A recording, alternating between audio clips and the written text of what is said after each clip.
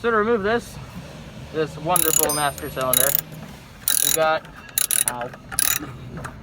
2 bolts in the back here. Carlos is currently undoing this one. And these 2 brake line flare nuts. And then once all those are undone, the 2 flare nuts that are on the side here and the 2 bolts that are in the back, that's it. So to bleed the master cylinder, we have it back on the car to use the car's piston because we don't have the tool. And then we've hooked up the proper bleeding kit, so that way when we press the brake pedal, the fluid goes through these hoses and into our perfectly legit receptacle. Go for it. Keep going. We're good.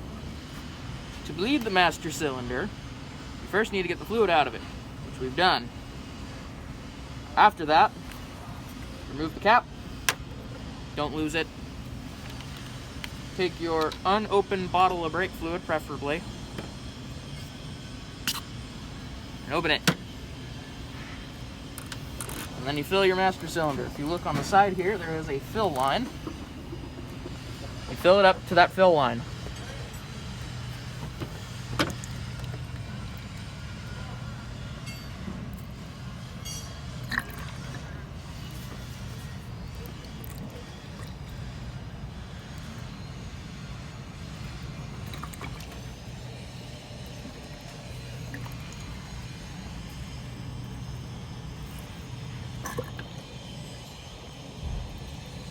That's good. Recording. So once we get the fluid filled, we take our hoses that we previously used to dump the fluid and stick them right back in here. Go for it.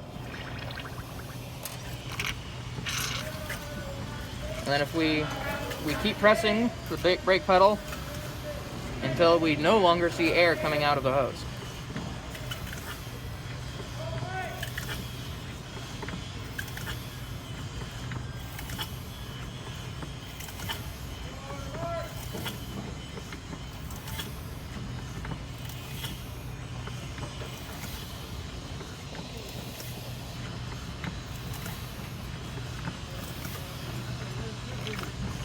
Once there's no longer air coming out of the hose, you stop and put the cap back on.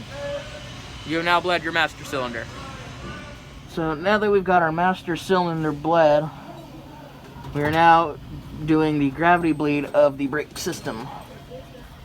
So we are going to be bleeding the system using this bleeder screw, which is located on all 4 of the calipers. This is the right rear, and the sequence for this car in which we bleed it is you go right rear, left rear, front right, and front left. So a Z pattern. So it's a bit of an awkward position here, but this is our bleeder screw. On this it's a 3/8, and to bleed the brakes is pretty darn simple. What are you talking to? My phone. Oh. You stick the wrench and you twist it. On this side you twist down until it comes loose, and then you can finger loosen it. Use the can. And then once it's pretty loose, you just leave it. And then once fluid starts coming out of it, you tighten it back up.